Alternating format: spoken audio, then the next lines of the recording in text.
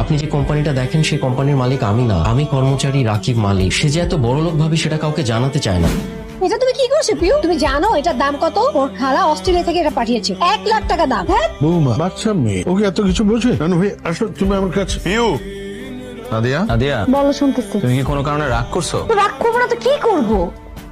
হ্যাঁ, ভাইয়া ভাবিরা কি পরিমাণে অপমান করলো সবার সামনে। 4-5 হাজার টাকা দিয়ে তুমি একটা গিফট কিনে দিলা। এই খেলাটা না কিনে একটু দামি খেলা তো কিনে দিতে পারতাম, তাই না? আমি বলছিলাম তোমাকে, না সেটা করলা না। ভাবে ভাই বোনেরা থাকে বিদেশে, সবসময় জুনাতকে দামি দামি গিফট কিনে দেয়, আর আমি তোর ফুপু ফুপু হয়ে আমি কি গিফটটা দিলাম? কথা তো শোনাবেই। ভাইয়া ঠিকই বলছে, সবসময় সামির ভাইয়ের উপর ভরসা করে থাকি, জীবনটাই পার হবে চুলা ঠেলতে ঠেলতে। কি বলতেছো তুমি? কি বলতেছি? শোনো, তুমি একটা কাজ করবা, তুমি বাবাকে বলবা যে তোমাদের গ্রামের একটা জমি আছে, সেই জমিটা বিক্রি করো, তোমাকে যাতে কিছু টাকা দেয়, এটা দিয়ে একটা বিজনেস শুরু করো, কিছু একটা করো। কি বিজনেস করবা সেটা যদি তোমার বুদ্ধিতে না আসে, তুমি সামির ভাইকে জিজ্ঞেস করো, তার কাছ থেকে একটা বুদ্ধি নাও। ও, সেই বুদ্ধি নিতে তো তোমার আবার কষ্ট হয়ে যাবে, তুমি পারবা না বুদ্ধি নিতে। তাহলে আমি তাকে ফোন দেই, আমি জিজ্ঞেস করি কি বুদ্ধিতে করা যায় বিজনেস। পাগল হয়ে গেছো নাকি? হ্যাঁ, পাগল হয়ে গেছি, একদম পাগল হয়ে গেছি।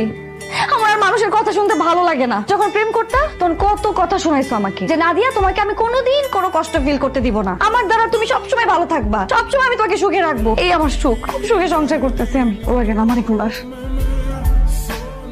আমি তোমার হাত ছুঁয়ে কথা দিচ্ছি, আমি বেঁচে থাকতে তোমাকে কখনো কষ্ট পেতে দিব না। হয়তো শহরের উঁচু বিল্ডিং এ বড় ফ্ল্যাট দামি গাড়ি কিনে দিতে না পারি, কিন্তু আমার ভালোবাসার অভাব কখনো তোমাকে টের পাইতে দিব না। হ্যাঁ বলো। তুমি নাকি নতুন একটা ট্যাব কিনে জোনাইদের জন্য পাঠিয়েছো?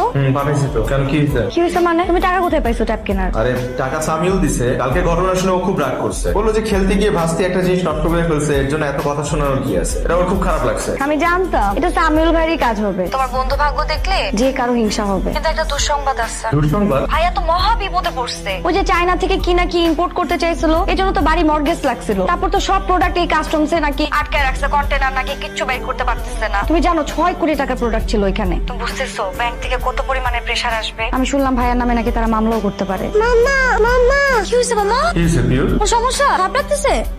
পিউ, হ্যালো, আপনাদের বাচ্চার হার্টে একটা ছিদ্র আছে।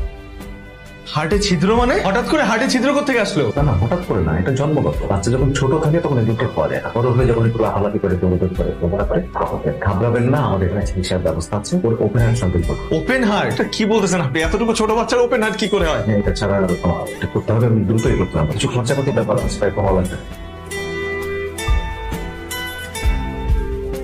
যে টাকার ব্যবস্থা হয়ে যাবে, প্লিজ আমার মেয়ের অপারেশনের ব্যবস্থা করে রাখতে। নাদিয়া, কি টাকার বিষয় বলবা? হ্যাঁ টাকাটা কিভাবে জোগাড় করবা তাই তো? ভাইয়ের কাছ থেকে তো চাইতে পারবো না, ভাইয়া তো নিজেই ডুবে বসে আছে ব্যবসা নিয়ে। কার কাছে চাইতে হবে?